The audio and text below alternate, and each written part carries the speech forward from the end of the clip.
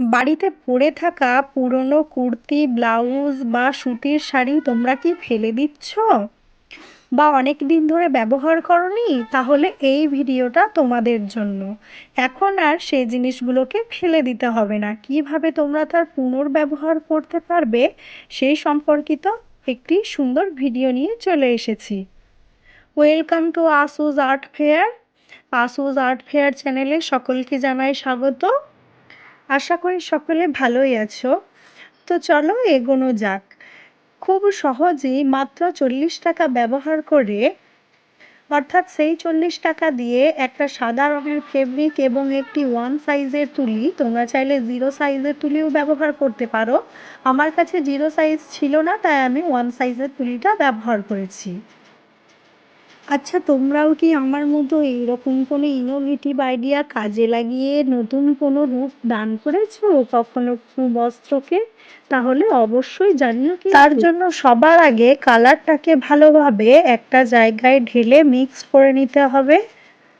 অবশ্যই medium use করতে হবে, এখানে জল একেবারেই ব্যবহার করা যাবে না, কারণ জল ব্যবহার করলে এটা উঠে যাওয়ার একটা প্রবণতা দেখা যায়। মিডিয়াম ব্যবহার করলে আঠার মতো চিপকে থাকে, তাই কালারটা ওঠে না। মিক্সড করার পর ধীরে ধীরে এটাকে অ্যাপ্লাই করতে হবে কুর্তির ওপরে।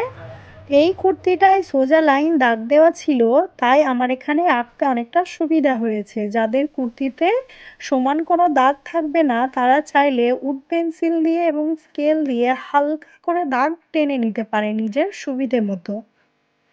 এবং ভিডিও অনুকরণ করে যে পদ্ধতি এখানে দেওয়া হয়েছে, সেই পদ্ধতিতে তোমরা খুব ভালোভাবে এবং অতি সহজ উপায়ে খুব সুন্দর একটা রূপ দিতে পারবে। সম্পূর্ণ ভিডিওটা দেখার অনুরোধ রইল।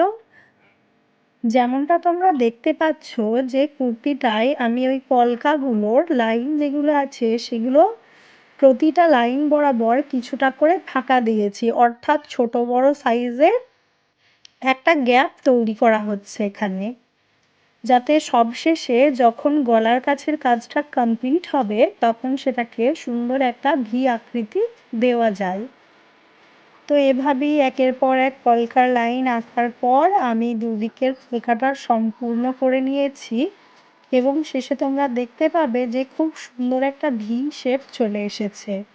শুধুমাত্র গলার কাজটাই নয়, আমি দুটো হাতার, এখানে যেহেতু 3/4 হাতা ছিল তাই হাতার একটা করে খাপে আমি ড্রয়িংটা করেছি এবং নিচের দিকে কুর্তির লেসের কাছে সেখানে একটা সরু মতো কলকা এঁকে দিয়েছি।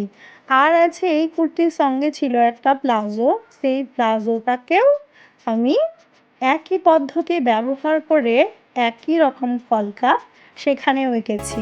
সম্পূর্ণ ভিডিওটা দেখে কমেন্টে রিভিউটা অবশ্যই জানিও যে কেমন হয়েছে। আর তোমরা যদি এই ভিডিও ফলো করে কেউ চেষ্টা করে থাকো সেটাও জানাতে ভুলো না কিন্তু। আর অবশ্যই একটা লাইক, কমেন্ট এবং সাবস্ক্রাইব করে দিও। Thank you for watching.